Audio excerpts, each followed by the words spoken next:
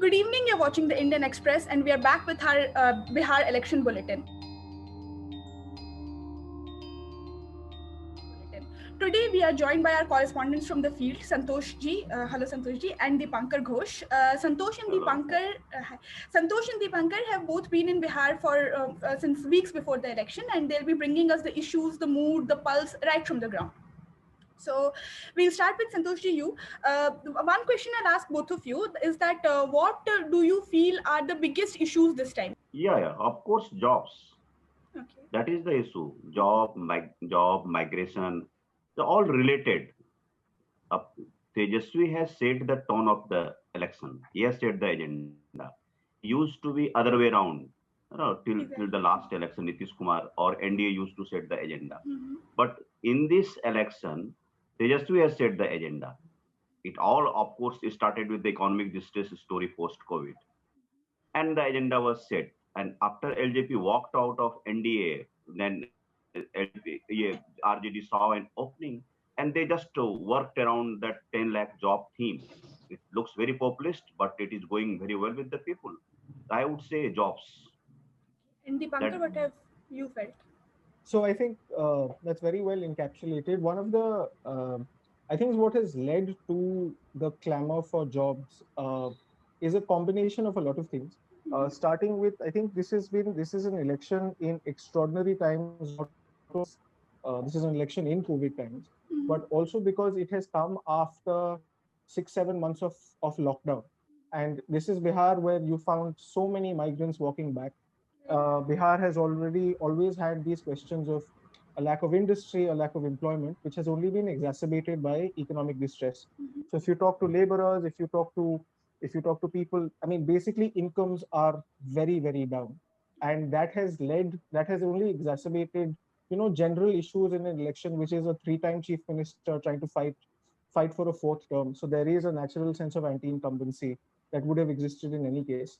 And that has been captured by the RJD in this jobs promise. But I think a lot of it, I think I would put it down to put this election, one of the big thematics of this election is economic distress. When somebody is, working on 20% of his original salary, that leads to certain amounts of anger, which the RJD has tried to tap. Yeah. So this economic distress, as Santosh ji said, Tejaswi was sort of the first to tap into. He brought it in his manifesto, and that, as he said, has set the conversation around the election. So you have been following Tejaswi's rallies, Dipankar.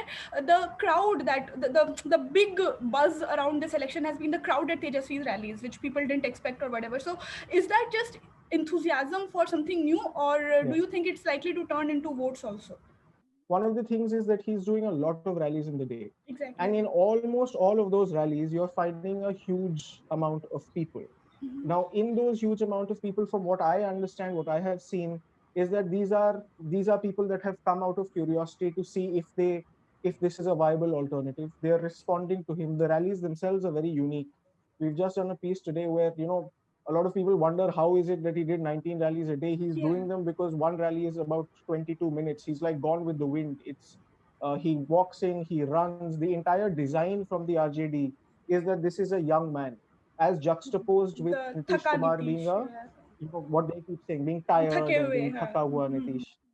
Thake hue, correct. So that is the juxtaposition. What I can say at the rallies is that there is a great response from the crowd, which you can put people in a rally, you can bring them to it, but whether they respond to a leader on stage is something that to a degree you can gauge, and there is a sense of engagement at least with what he is saying. It's very unique because he only speaks for about 5-6 minutes, and he is very aggressive. He's constantly asking questions, and the crowd is constantly responding. So if the measure of whether it will convert into votes, one of them is whether it's a passive crowd versus an active crowd. This, in the rallies that I have been to, it does seem to be an active crowd, which is, if anything, encouraging for the RJD. So if you were to look for an assessment, I think it would be that he's generating interest at the very least. Could this questioning thing be deliberate? Because as he said in his interview, that instead of the Man Ki Baat model where the leader just talks down the stage, he's actually trying to ask questions. So is this a part of a Absolutely. design where he's making it No, like a more absolutely interactive it is thing? designed. Absolutely it is designed. Every second sentence is is a question he's trying to generate as much that he can. In fact, at the rally that I went to, he didn't say this, but I've spoken to RJD strategists where, he actually says that I am not here to give a thakau pakau bhashan. So, Santoshji, talking about Tejasvi's campaign and his plan here, you have observed Bihar for a very long time. One thing that we have noticed is that the opposition is JDU. They are focusing their attacks mainly on JDU. And another key point is that the RJD's brand of secularism, Lalu's brand of secularism, is not being talked about all that much. So, why do you think that is happening this time? Yes, that is the key point of this election. This is pure rebranding. He deliberately wants his father in the background. Okay. What NDA used to do was to invoke that jungle Raj factor. They did it successfully for consecutive 3 elections. Right. They just sat together and decided, let us move on. No more secularism and social justice. Of course, ideologically, BJP used to be the principal opponent. Lalu used to talk about Advani's arrest and all. Even Lalu Prasad used one of the greatest crowd pullers in Bihar politics. Right.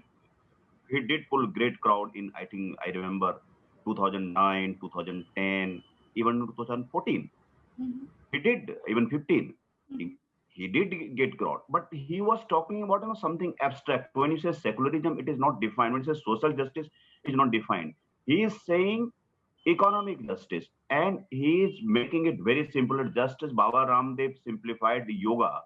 Do you think it's a one-time measure for this election, or do you think it's also a reflection of changing Bihar to some extent? The issues that mattered when Lalu was at his prime of social justice, of caste identity, has Bihar sort of moved beyond them? Or there is also this alternative narrative where people say that this binary of muddon ki baat or caste ki baat is wrong in Bihar because caste is very much still a mudda. So, do you think it's a one-time measure, or has Bihar moved beyond the stage where identity politics was the primary election issue? Caste politics. The answer is bit of both. Of course, Bihar has moved. Nitish Kumar talked about development politics. Caste will be always at the base of Bihar politics. You take one Raghopur. I just was talking to doing Raghopur profile. One person said just, if Tejasvi is so confident of his development model, why not contesting from any other seat? Why contesting from a seat which has 25 lakh Yadavs? Because he thinks, why did his brother Tej Pratap Yadav move to Hasanpur? That is also called a safe seat because of dominant MY population. So caste will be always be the factor, but the topping would be different. He just doesn't want to talk about the abstract things, abstract slogan of his father. Deepankar, you were in Munger, so tell us a bit about that. What exactly is happening there, and how much is that incident likely to affect the rest of the state? Number one is that there is a limited impact in the sense that I think Munger's seat will be very interesting because by all accounts, when I did go to Munger, a lot of people, including the RJD, thought that was going to be a seat that the BJP would win. But of the 16 districts that kind of voted in the first phase, Munger had one of the lowest voting percentages. So it is interesting to see who didn't go out to vote. And whether there was enough time to do damage limitation from the BJP or the JDU, so as it is. I'm not sure that, I'll tell you what, I'm not sure that it is going to be such a big issue in the rest of the state. Also because, in the heat, cut and thrust of the elections, it becomes very local.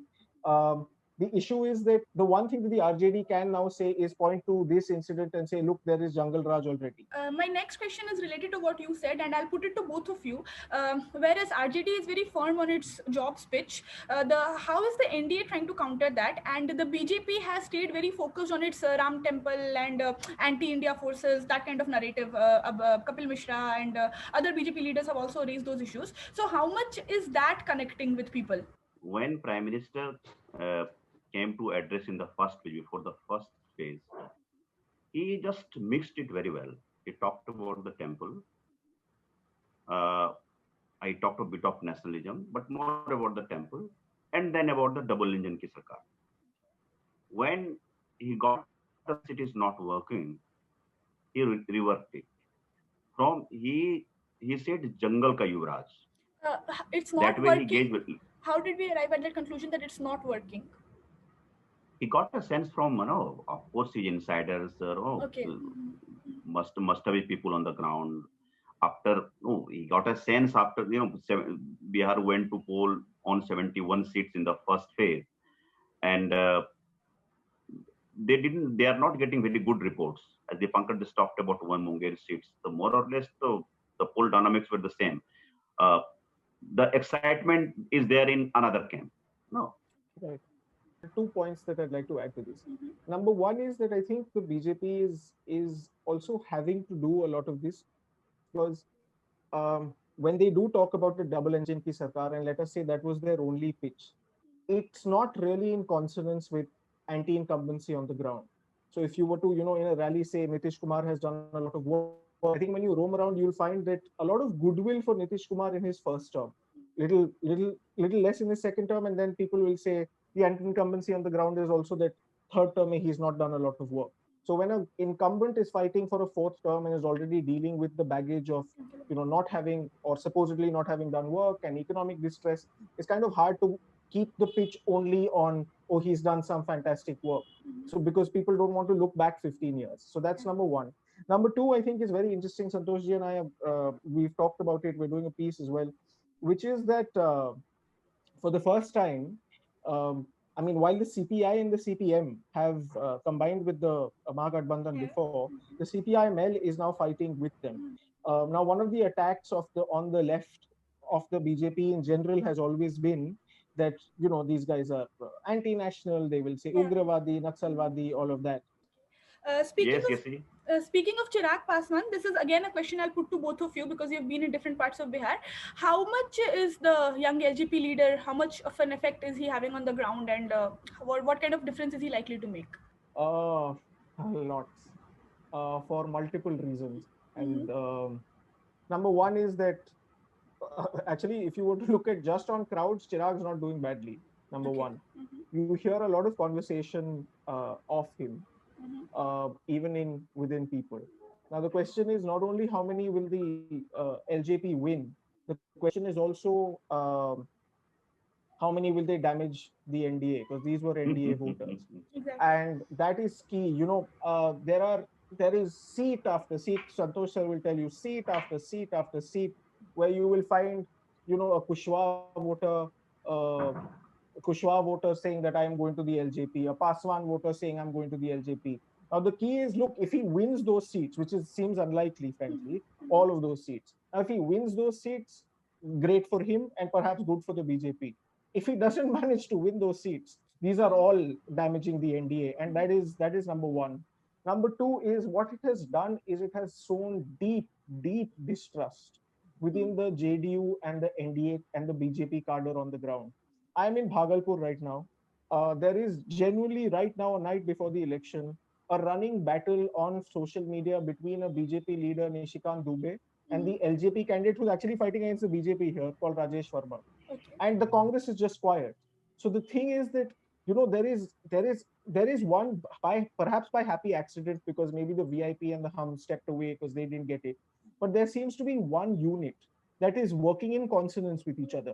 The left, the Congress, the RJD. Its contours are clear. There is one chief ministerial candidate, there is one primary party, and everybody else is pulling in one direction. This LJB thing has just thrown the NDA's kind of engineering to the wind. There is again in this region, there's a JDU candidate who's kind of telling them why should we vote for the BJP. There's an audio doing the rounds. I don't know whether it's authentic, but this kind of reflects what's happening on the ground. That they're just not working together properly. And when you're fighting for a fourth term, and when there is economic distress, etc., you need to be pulling in the same direction. Right. And the LJP has just absolutely, it's an agent of chaos, frankly. Then there are certain seats where the BJP where the BJP rebel is a very strong BJP rebel. Santosh sir covered the seat; it's right next to her, Mrinal Shekhar. Now Mrinal Shekhar, Mr. Chaurasia in Dinara, somebody, Usha Vidyarthi in Noka. Paliganj.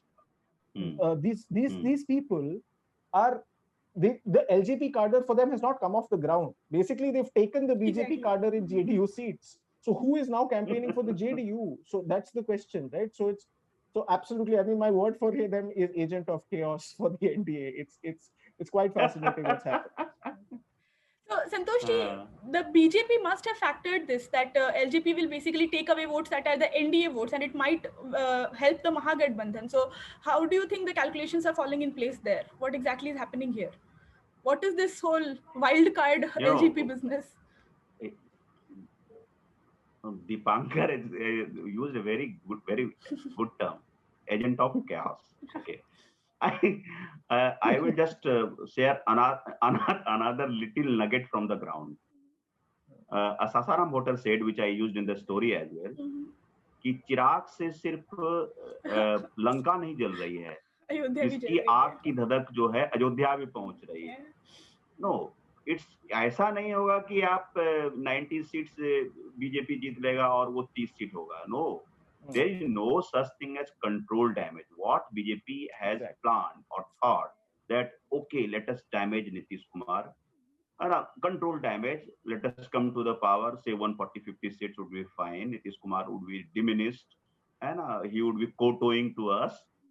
That was the original plan, but I don't think it worked that way.